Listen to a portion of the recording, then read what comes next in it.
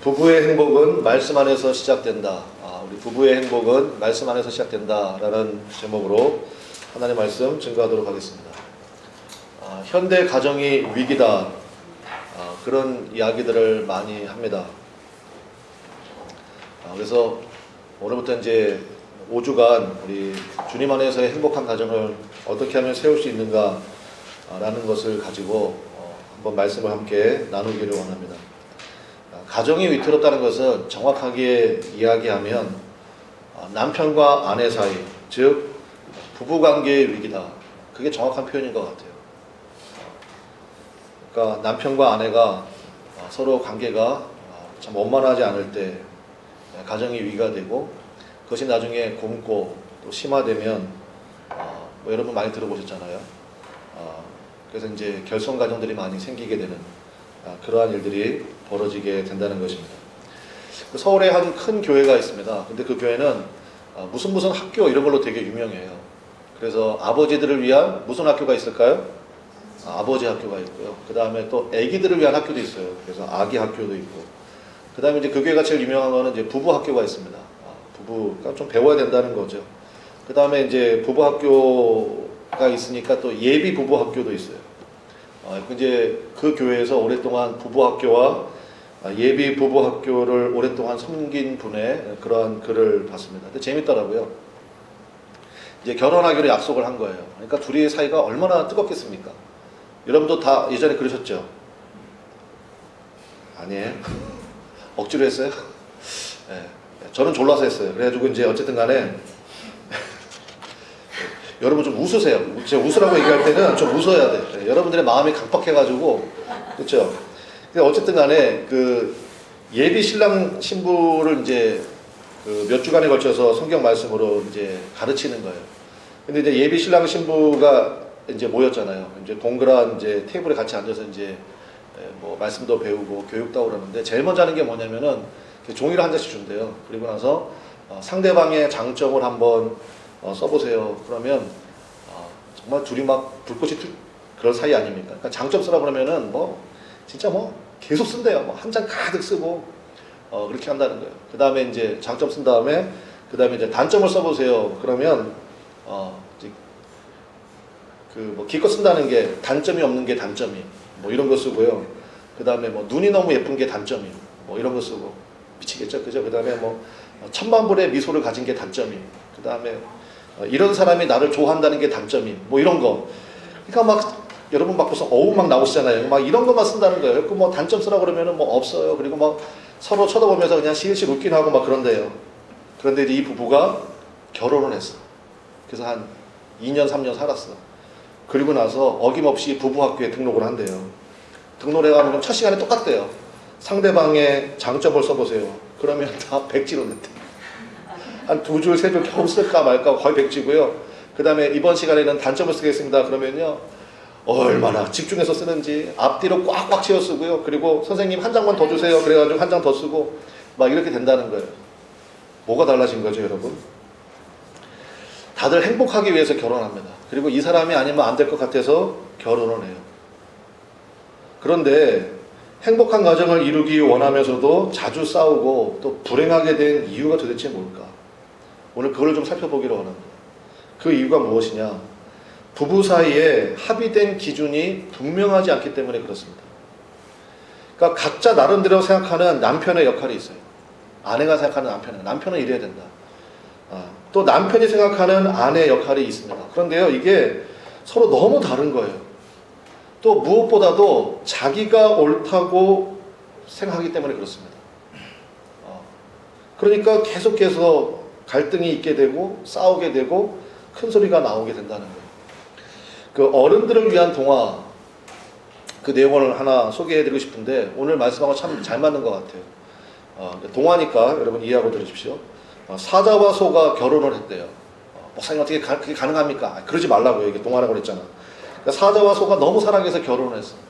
그래서 사자는요, 자기가 너무 사랑하는 소를 위해서 날마다 아주 신선하고 부드러운 고기를 갖다 주는 거예요. 소도 사자를 너무 사랑하는 거예요. 그래서 자기가 구할 수 있는 최고로 연약하고 부드러운 풀을 한 알은 뜯어다가 사자에게 주는 거예요. 둘이가 행복하겠어요? 안 행복하겠어요?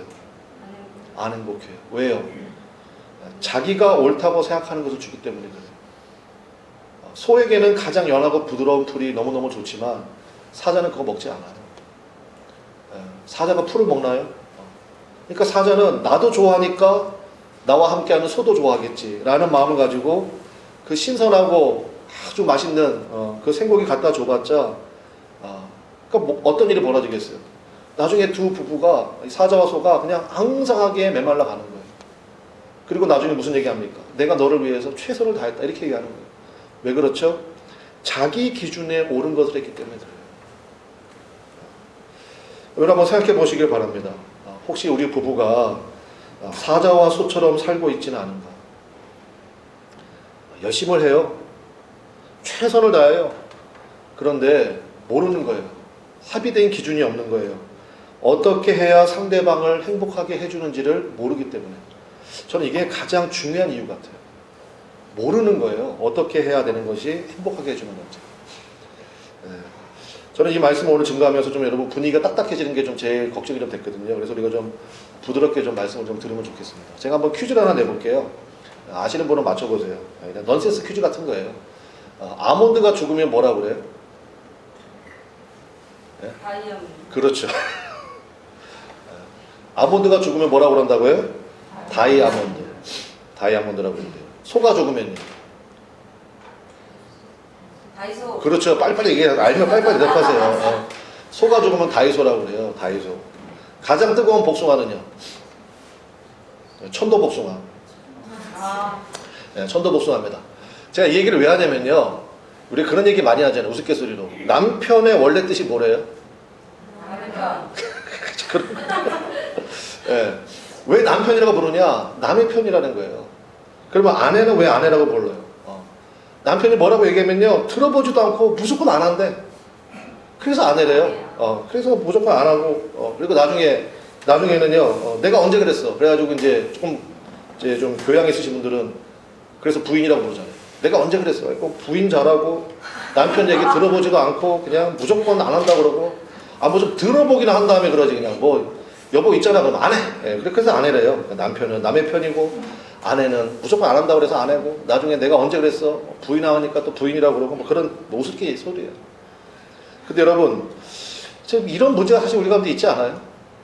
근데 어떻게 할까? 이제 이걸 생각해 봐야 돼요. 어떻게 할까? 여러분, 하나님으로부터 다시 배우시기를 주님의 이름으로 간절히 축원합니다. 왜냐하면 결혼과 가정이라는 공동체를 계획하신 분이 하나님이시기 때문에. 그러니까 이거를 설계하신 분이 하나님이시에요. 여러분, 여러분이 쓰는 기계가 고장이 났어. 그러면 그 제조사한테 가서 AS 받잖아요. 가정이 고장이 날 수 있어요. 그러면 그것을 처음에 설계하신 분이 누구라고요? 하나님이시라고. 그러니까 하나님께 가서 배워야 돼요. 하나님께 가서. 여러분, 창세기에 보면 하나님께서 아담과 하와를 지으셨잖아요. 그런데 이걸 가지고도 질문하는 분도 있는데, 하나님께서 먼저 누구를 지으셨어요? 아담을 지으셨어요. 그리고 한동안 아담이 혼자 있게 하셨어요. 그 다음에 하나님이 이렇게 말씀하십니다. 사람이 뭐 하는 것이 좋지 못하니? 독처하는 것이, 그러니까 혼자 있는 것이 좋지 못하니. 그러면서 하나님께서 아담을 잠재우시고 아담의 갈비뼈를 취해서 누구를 만드셨습니까? 하와를 만드셨다고요. 그러면 하나님께서 실수하신 거예요? 그 완벽하신 하나님이 AS 하신 건가요? 그게 아니에요. 우리에게 강력한 메시지를 주시는 거예요. 사람은 혼자 있는 게 좋지 못해요. 하나님께서 짝지어주신 사람이 있어요. 그러니까 둘이 함께 있는 것이 가장 중요하다는 것을 주님께서 강조해 주신 거예요. 하나님께서 실수하셔가지고 내가 처음부터 남자와 여자로 지어야 되는데, 처음부터 그렇게 하실 수 있죠. 근데 그러면 모르잖아요. 서로에 대해서 얼마나 중요한지. 그래서 하나님께서 이 정도로 중요하다라는 것을 우리에게 보여주시기 위해서 그렇게 하셨다는 것입니다. 그래서 오늘 말씀을 통해서 우리 세 가지를 한번 살펴보겠습니다. 첫 번째는 남자와 여자는 다르게 창조되었다는 것입니다. 우리 한번 따라합시다. 남자와 여자는 다르게 창조되었다. 옛날에 유행했던 책인데요. 그 존 그레이라는 작가가 쓴 화성에서 온 남자, 금성에서 온 여자, 그런 책이 있습니다.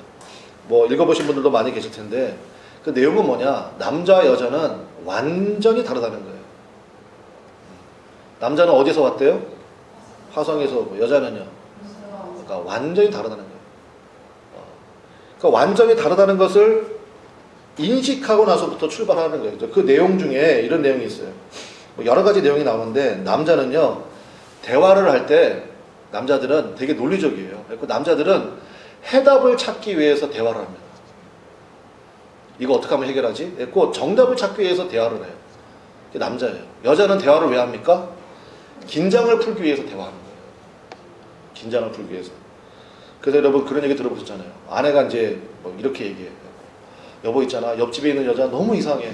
내 옆집에 있는 여자 때문에 나 미치겠어. 그러면요 남자가 그 얘기를 딱 들었어. 남편이 그 얘기 들었어. 그러면 남자는 뭐 한다고요? 전후관계를 파악하려고 그래요. 전후관계를 파악해가지고 그건 당신이 잘못했네 이러면서 자기가 재판관 노릇을 하려고 그래. 멍청이에요 멍청이. 그러면 안 된다고. 그때 남편은요 그냥 텔레비 보면서 한마디만 하면 돼. 건성이라도 한마디만 하면 돼. 뭐라 그러면 돼요? 남자들이 대답해야지. 남자들이 뭐라고 대답하면 돼요? 아 그랬구나. 남자들만 따라해보세요. 아 그랬구나. 남자들만 따라해봐요. 아 그랬구나. 아 당신 참 힘들겠네. 왜 안 따라하기로 해? 참 조심했어요? 그것만 하면 돼. 그것만. 남자들은 뭐 그냥 TV 보면서 야구 보면서 그냥 아 그랬어. 아 정말 이상하네 그 여자. 왜 그런데? 네. 그냥 그렇게 한마디만 해주면 돼. 그러면요 여자들은요 긴장이 싹 풀리면서 편안하게 야구 보시라고 딸기 갖다 주고요 사과 갖다 주고요 막 그렇게 한다고요. 그러니까 남자들은 절대로 그러니까 이게 다른 거예요. 네. 또 하나 한번 얘기해 볼까요? 거기에 보니까 무슨 얘기가 나면 남자들은요 여자분들 잘 들으세요. 질문하잖아요. 그럼 이걸 간섭으로 받아들인대요. 남자들은. 그냥 남자들은 그냥 직진이야. 그냥 직진이에요. 여자들은 질문하는 것을 뭐로 받아들이느냐? 친밀감과 돌봄의 의미로 받아들여요. 그러니까 아내가 남편에게 오늘 회사에서 무슨 일 있었어? 무슨 일 있었어? 그러면요. 이거 되게 간섭한다고 생각해요. 그래서 짜증을 내요. 근데 여자들은 그게 아니에요. 오늘 어땠어? 무슨 일이 있었어? 뭐 이렇게 해주면요. 아, 이 남자가 나를 되게 돌보고 있구나. 관심을 많이 갖구나. 이렇게 본다고요. 그래서 거기에 이제 그런 예가 하나 나오는데 양말이 필요해요. 그러니까 남자는 무조건 직진이거든. 그러니까 백화점에 양말 사러 갔어. 그럼 남자는 어디로 갑니까? 양말 코너로 가. 그래서 양말만 보고 양말 사와. 근데 여자분은 백화점에 갔어. 그러면 어떻게 하죠? 전층을 다 둘러봐. 전층을 다 둘러봐. 그리고 이제 한 보따리 사가지고 와. 예상치 못한 것도 막 사와. 그리고 이제 현관문에 딱 들어와. 집에 도착하고 현관문을 딱 열면서 뭐라 그래요? 아참 양말. 이제 이게 여자라는 거예요. 그래서 여러분 우리들의 마음속에 그런 게 있죠. 그러니까 남자들은 무조건 직진이에요. 그러니까 남자들하고 여자들하고 쇼핑하러 가면요. 그래서 싸우는 거예요. 아니 양말 사러 왔으면 양말 사러 가야지. 근데 여보 잠깐 일로 와봐. 그래가지고 막 엉뚱한 데 가가지고 한참 있다가 정말 필요한 건 안 사고 이런다고요. 누가 틀린 거예요? 누가 잘못한 거예요? 아니에요. 남자와 여자가 이렇게 서로 어떻다는 거예요? 다르다는 거예요. 거기서부터 시작해야 돼요. 거기서부터. 여러분 아까 창세기 말씀드렸지만 아담이 하와를 보자마자 사랑에 빠져버렸어요. 이유가 뭡니까? 자신과 너무 달랐기 때문에. 자신과 너무 달랐기 때문에. 하나님이 그렇게 만드셨거든요. 그래서 보세요. 아까 이제 뭐 예비 부부 얘기도 했지만 결혼 전에는요. 나에게 없는 상대방의 그 점이 굉장히 매력적으로 보입니다. 그러니까 나에겐 그런 게 없어. 근데 상대방이 그걸 가지고 있어. 그러면 그게 너무 매력적으로 보여요. 예를 들어서 남자가 너무 박력이 있어. 나는 그런 게 없는데. 너무 박력이 있단 말이야. 그게 너무 멋있어서 결혼했네. 근데 그 박력이 뭐로 바뀌어요? 폭력으로 바뀌어요. 여자도 마찬가지예요. 그냥 여자가 너무 조근조근해. 진짜 여성스러워. 그래도 너무 사랑해. 그래서 결혼했어.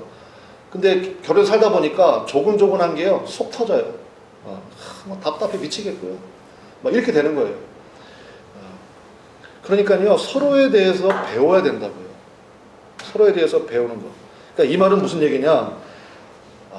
저 사람을 그렇게 만드신 하나님의 계획, 또 하나님의 설계도, 하나님의 의중을 알아야 비로소 서로에 대한 이해가 커지고 서로에 대한 이해가 커지면요. 자연스럽게 따라오는 게 뭐냐. 가정의 행복도 커집니다.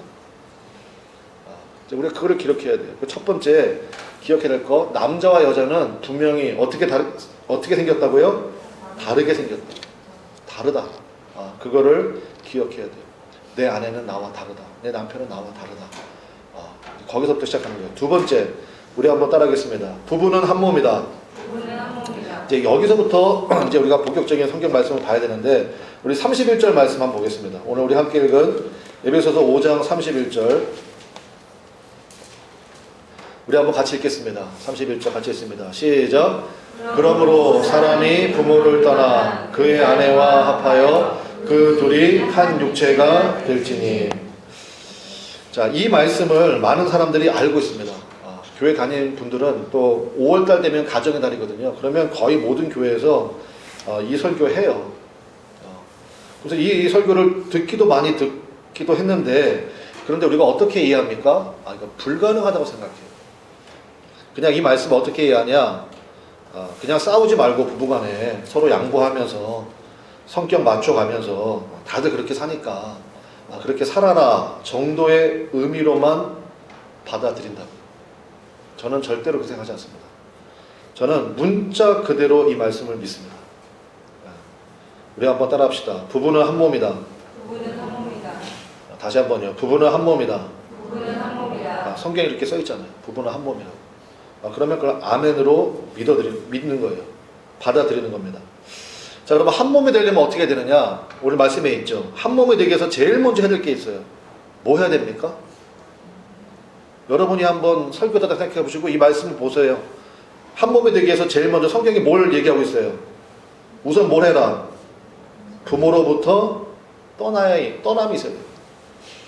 부모로부터의 떠남이 있어야 된다는 것입니다. 이것은 부모님에게 뭐 효도하지 말아라, 부모님을 버려라, 절대 그 얘기가 아니죠. 무슨 얘기입니까? 부모의 영향력으로부터 온전히 벗어나야 된다는 거예요. 여러분, 요즘에는요 자녀를 하나 아니면 둘만 낳잖아요. 그러니까 마마보이들이 너무 많아요. 그러면 힘들어지는 거예요. 진정한 효도가 되기 위해서는요 먼저 남편과 아내가 하나가 돼야 돼요. 믿습니까? 그래야 부모님을 진정으로 효심을 다해서 섬길 수가 있어요. 부모님이 돌아가신 후에라도. 그러니까 이게 먼저 돼야 돼요. 부부싸움, 부부가 다툴 때가 있잖아요. 근데 부부싸움 도중에 절대로 해서는 안 되는 말이 두 개가 있대요. 절대로 해서는 안 되는 말 두 개. 첫 번째가 뭐냐? 막 부부간에 싸우고 있어. 근데 이 모자란 남편이 막 싸우다가 말고 뭐라고 그래요? 잠깐만, 엄마한테 물어보고. 이거 절대 해서는 안 되는 말이에요. 그럼 왜 엄마한테 물어봐? 그죠? 왜냐, 그게 버릇이 된 거예요. 또 그 전에 엄마가 다 해줬거든. 그러니까 잠깐만, 엄마한테 물어보고. 이거 안 되는 거예요. 그 자기 아내를 철저히 무시하는 거예요. 절대 이 말 하면 안 되고요. 그럼 남자나 여자나 마찬가지예요. 그 다음에 두 번째, 절대로 해서는 안 되는 말이 뭘 것 같아요? 피는 못 속여, 이거예요. 싸우다 말고 갑자기 그 얘기합니다. 하여튼 피는 못 속여. 그럼 무슨 얘기입니까? 네 엄마 아빠한테서 배운 게 그대로 너한테 있다, 뭐 그런 얘기 아니에요? 너네 집안 다 그런 거 아니냐, 이런 얘기 절대 해서는 안 되는 거예요. 여러분, 피는 못 속여, 그 얘기 나오는 순간요 진짜 싸움이요 그 불난 집에 기름 부는 격이 돼버린 거예요. 진짜 그때부터는요 피비린내 나는 싸움 됩니다. 진짜 어떨 때는요 돌이키기 힘들 정도로 확장이 돼버려요, 싸움이. 그러니까 절대로 다투더라도 그 얘기를 하면 안 돼요. 오늘 사도 바울이 부부가 한 몸이라는 것을 32절에 한번 31절에 얘기한 다음에 32절에 보니까 보세요. 자, 31절에 그 둘이 한 육체가 될지니, 그리고 나서 32절 한번 같이 읽어보겠습니다. 시작. 이 비밀이 크도다. 나는 그리스도와 교회에 대하여 말하노라. 이게 무슨 얘기냐? 하나님께서 남자와 여자가 그 부모를 떠나서 한 육체, 한 몸이 되게 하셨다는 거예요. 근데 이걸 우리가 잘 안 믿어. 그냥 서로 양보하고 성격 맞추면서 살아라, 이 정도로만 이해를 해. 근데 사도 바울이 그게 아니라는 거예요. 왜냐? 이 비밀이 크더라는 거예요. 이게 비밀이라, 신비라는 거예요. 그리스도와 교회가 하나인 것처럼 예수님께서 십자가의 보혈로 교회와 하나가 되게 하셨어요. 여기서 말하는 교회는 건물이 아니에요. 여러분이에요. 그래서 우리 예수 믿는 사람들은요, 어느 정도 예수 믿고 신앙 고백이 되는 분들은요, 주님은 내 안에, 나는 주님 안에, 주님과 내가 하나라는 고백을 해요, 안 해요? 합니다. 그리고 그게 기본이에요. 그거는 당연히 믿어. 사도 바울 얘기는 이거예요. 아니, 그거는 믿으면서 왜 하나님께서 짝지어 주신 어떠한 연유로 결혼했든지 간에 부부와 그러니까 남편과 아내가 하나라는 사실은 왜 안 믿냐는 거예요.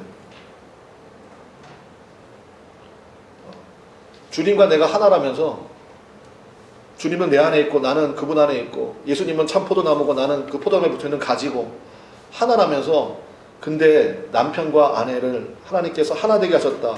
부부는 한 몸이다 라는 것을 왜 믿지 않느냐는 거예요. 여러분 이것을 굳게 믿으시기를 주님의 이름으로 간절히 축원합니다. 그래서 남편과 아내는 결혼하는 순간 한 몸이다. 하나님이 짝지으셨다라는 것을 굳게 믿어버려야 돼요. 그냥 믿어버리는 거예요. 그래야 부부가 됩니다. 그러니까 이 부분에 우리의 믿음을 사용해야 돼요. 하나님께서 수많은 남자들 있잖아요. 수많은 여자들 있잖아요. 근데 하나님께서 만나게 하셨어요. 계획하셨어요. 오늘 이 말씀 듣게 하셨잖아요. 이 말씀. 그 전에 내가 하나님 믿지 않았을 때 결혼한 건데요. 그렇지 않아요. 오늘 이 말씀 듣게 하셨잖아요. 하나님께서 말씀하시는 거예요. 그러면 한 몸이 되면 어떤 일이 벌어지느냐? 부부가 싸우지 않는 비결은 간단합니다. 한 몸인 것을 굳게 믿으면 돼요. 아까 아담 얘기했는데 아담이요 그 하와를 보자마자 제일 먼저 한 얘기가 뭔지 아세요? 이는 내 뼈 중에 뼈요 내 살 중에 살이로다. 그게 무슨 얘기입니까? 내 뼈고 내 살이다. 하나다 이 얘기했어요. 이 고백이 중요하다고요. 한 몸이기 때문에 싸울 때요 부부가 다툼할 때 당신 왜 그 모양이야? 그 말 틀린 거예요. 한 몸이니까 뭐라고 얘기해야 돼요? 나는 왜 이 모양이지? 이렇게 가야 돼요. 한 몸이기 때문에. 하나님 내 남편 내 아내를 변화시켜 주옵소서가 아니라 한 몸이기 때문에 기도가 어떻게 나와야 됩니까? 하나님 누구를 변화시켜 주옵소서. 그렇죠. 기도가 그렇게 나와야 되는 거예요. 하나님 나를 변화시켜 주옵소서. 이것이요 배우자를 변화시키는 지름길이라는 사실을 잊지 마십시오. 당신 왜 맨날 그 모양이야? 아니에요. 나는 왜 맨날 그 모양일까? 당신 다 좋은데 이것만 바꾸면 좋겠어. 아니에요. 내가 바뀌어야 돼. 이 세상 최고의 프로포즈라는 그러한 글을 본 적이 있습니다. 지금은 목회하시는 부부인데요. 정말 좀 감동이 있었어요. 약혼했습니다. 서로가 서로를 너무 사랑했어요. 그런데 아직 결혼 안 했어요. 약혼 기간 중에 건강검진을 받다가 여자분이 자기 몸에 암이 있다는 것을 알게 됐어요. 그것도 암이 꽤 진행이 된 그러한 암이 걸렸다는 사실을 알게 됐습니다. 그래서 여자는 일단 하나님께 감사했어요. 그리고 이제 결혼하기로 약속한 남자에게 얘기했습니다. 내 몸에 암이 발견되었고 상황이 이렇다. 나는 하나님께 감사를 드린다. 그래서 당신과 결혼할 수가 없다. 이렇게 얘기를 했어요. 남자를 너무 사랑하기 때문에 그렇게 얘기한 거예요.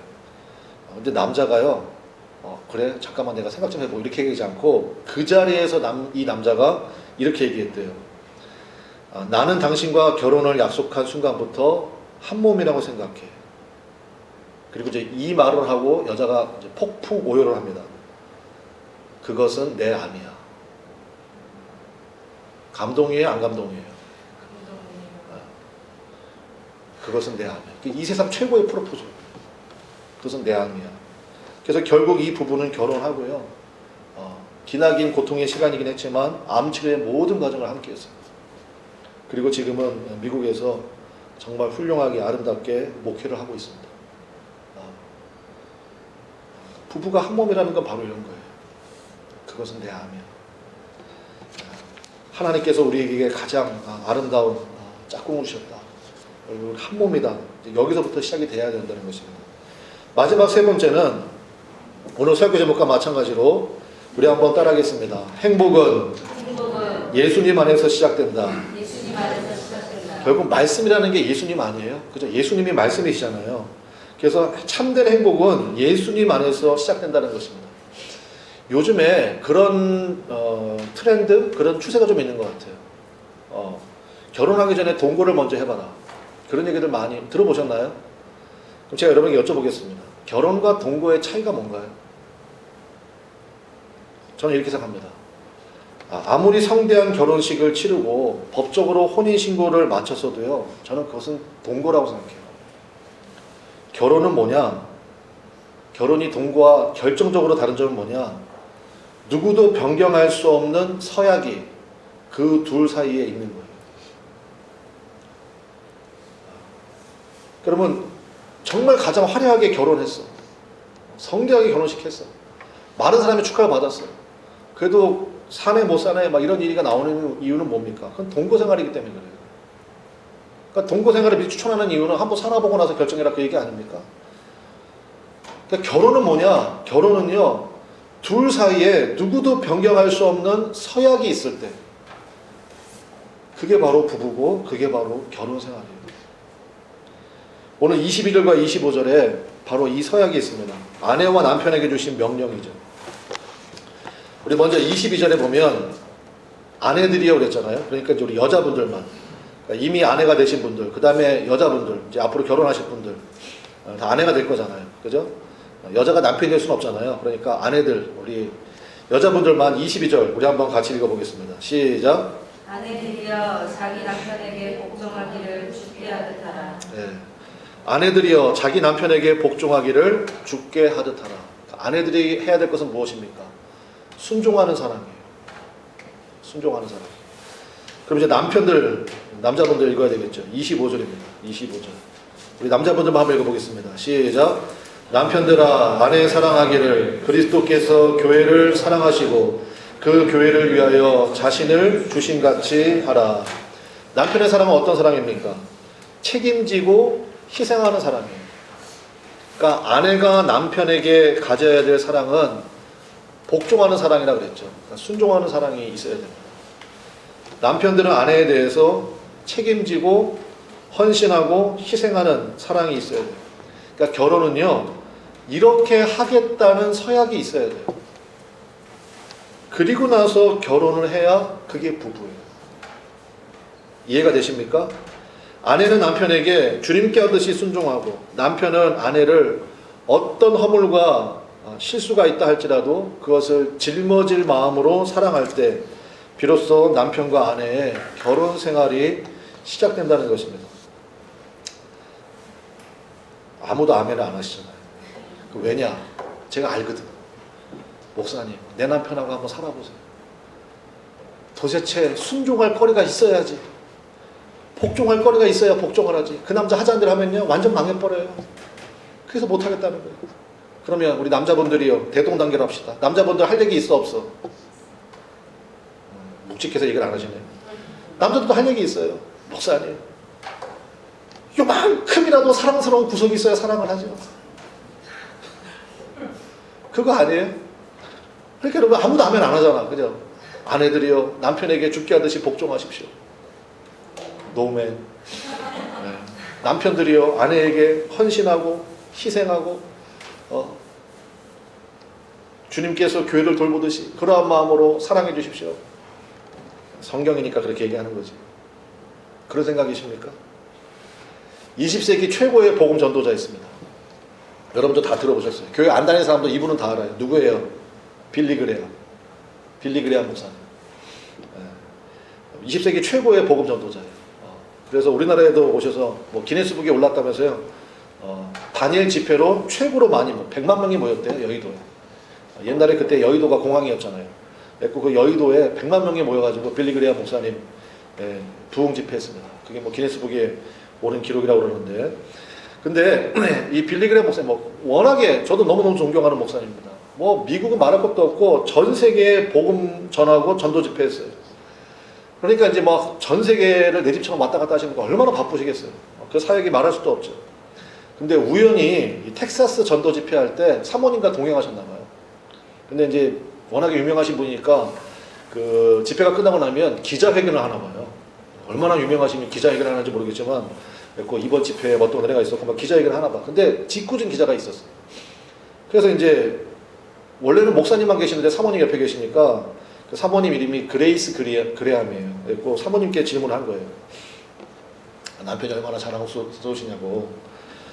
우리 남편 되시는 목사님은 세계를 순회하며 바쁘게 지내시고 정말 열정적으로 주의 사역을 감당하시는데, 제가 알기로 5남매를 홀로 키우신 걸로, 왜냐면 남편은 그냥 전 세계가 내 집처럼 왔다 갔다 하니까 5남매 낳으셨거든요. 사모님이 그 홀로 돌보시는데 목사님에게 혹시 서운한 점이나 죄송한 질문이지만 혹시 이혼하고 싶은 생각은 드신 적이 없냐고.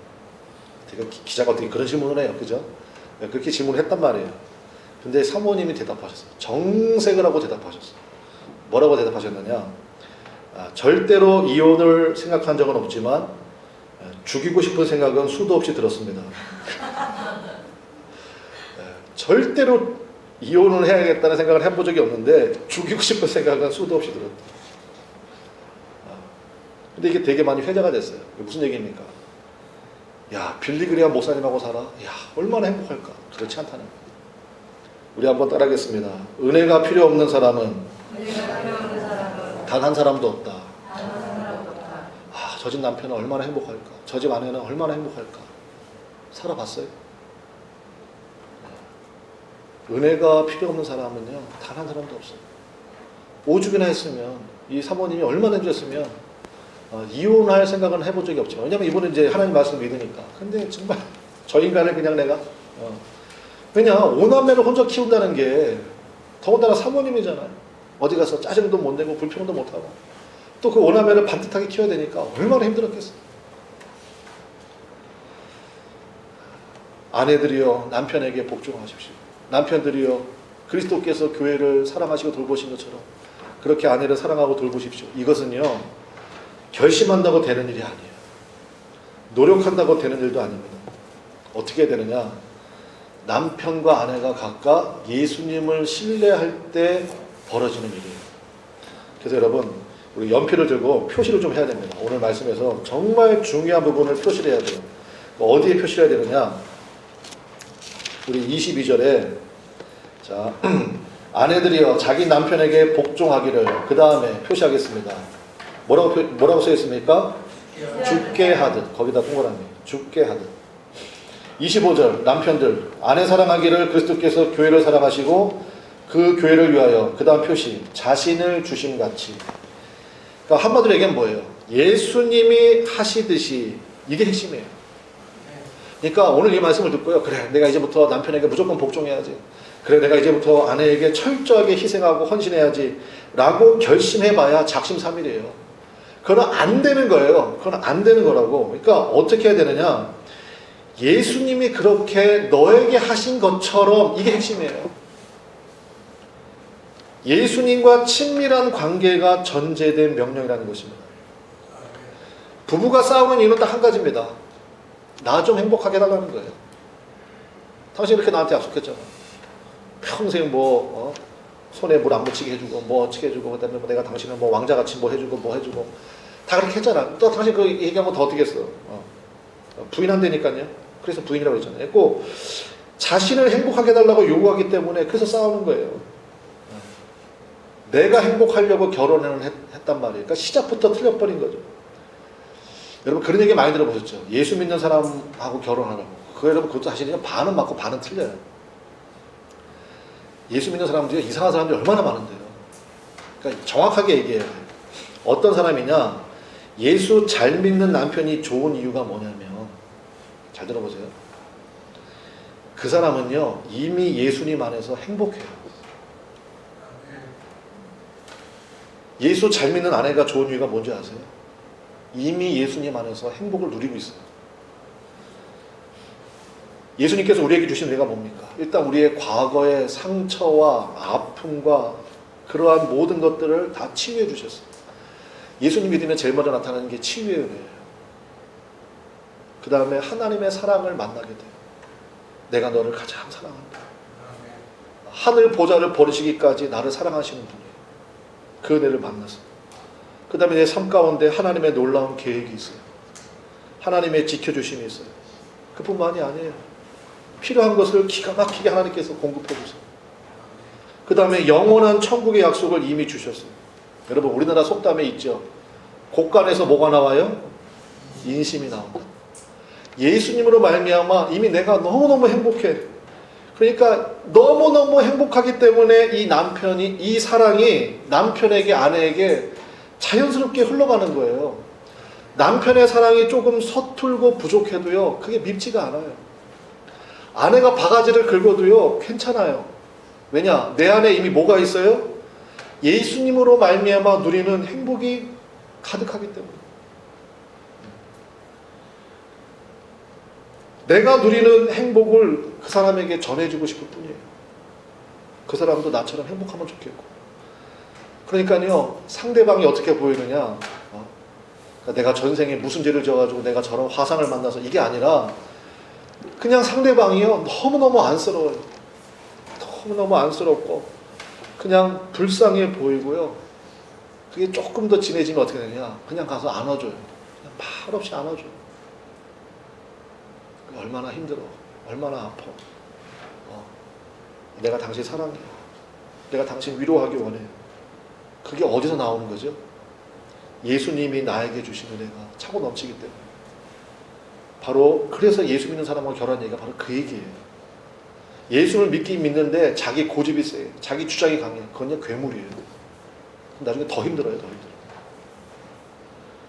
예수님 안에서 완전한 이 행복을 느끼고 있는 사람, 그 사람과 결혼하는 거예요. 그럼 어떻게 하면 되냐? 여러분이 그 사랑을 만나면 되죠. 그 사랑은 여러분을 향해서 얼마든지 열려있기 때문에 그렇습니다. 여러분, 제가 여러분에게 이 말씀을 뒤집어서 한번 얘기해 볼게요. 예수님을 믿는데 그 능력의 주님, 그잖아요?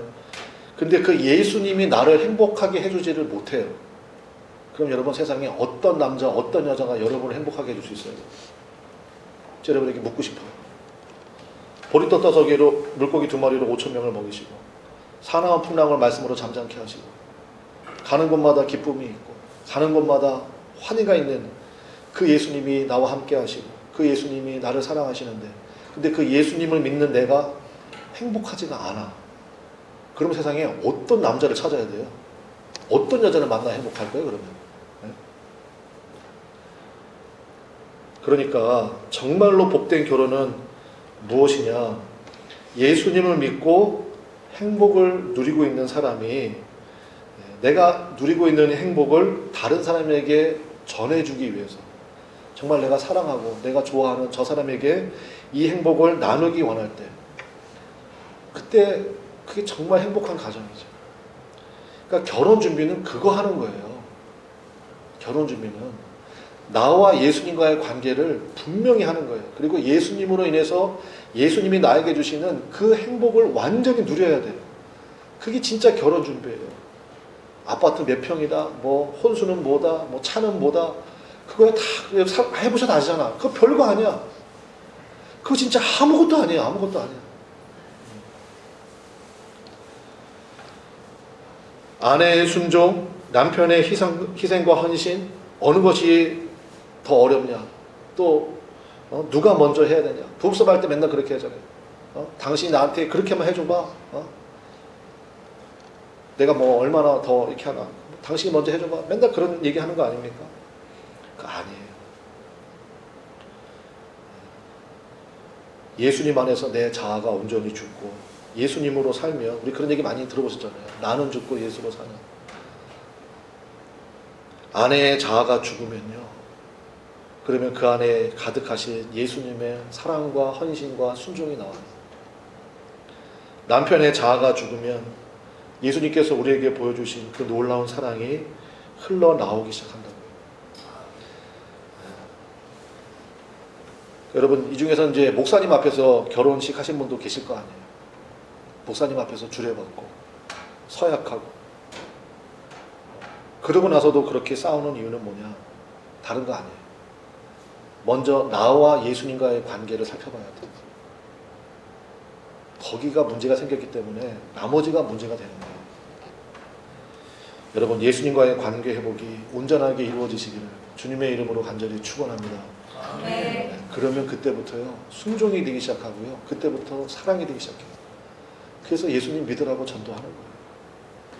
세상에 그 어떤 남편도 그 아내도 줄 수 없는 참된 행복을 우리 예수님이 준비하고 계십니다. 믿습니까? 네. 그 행복을 완전히 누리고 나면요, 야, 이게 뭐 차고 넘쳐요. 그래서 뭐 행복이 전파가 된다고요. 네, 말씀의 결론 맺겠습니다. 이제 오늘부터 5주간 말씀을 나눈다고 그랬는데, 하나하나씩 좀 세세하게 좀 나눌 거예요. 제가 여러분에게 한번 여쭤볼게요.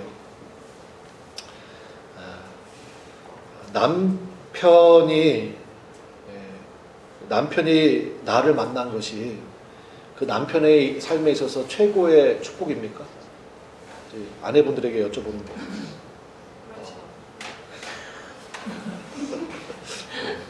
정말 행복하신 분이죠. 남편분들에게 여쭤볼게요. 아내가 나를 만난 것이 아내에게 가장 축복이 되고 있습니까? 자녀들, 여러분의 사랑하는 자녀들이요, 나를 엄마 아빠로 만난 것을 하나님께 진정으로 감사하고 있습니까? 그걸 생각해 봐야 돼요. 건물이 설계대로 지어지면 안전하고 온전한 기능을 발휘합니다. 제가 처음에 말씀드렸죠. 가정의 설계자가 누구시라고요? 하나님이세요. 하나님의 말씀대로 순종하고 따르면 여러분의 가정이요, 가장 안전하고 또 가족들이 가장 큰 행복을 누리게 될 줄로 믿습니다. 거기서 힘이 나오는 거예요. 거기서 힘이 나옵니다. 부부의 행복은 말씀 대신 예수님 안에 남편과 아내가 든든히 서 있을 때를 기억하시고 예수님 안에 든든히 서는 우리 모두가 되시기를 주님의 이름으로 간절히 축원합니다.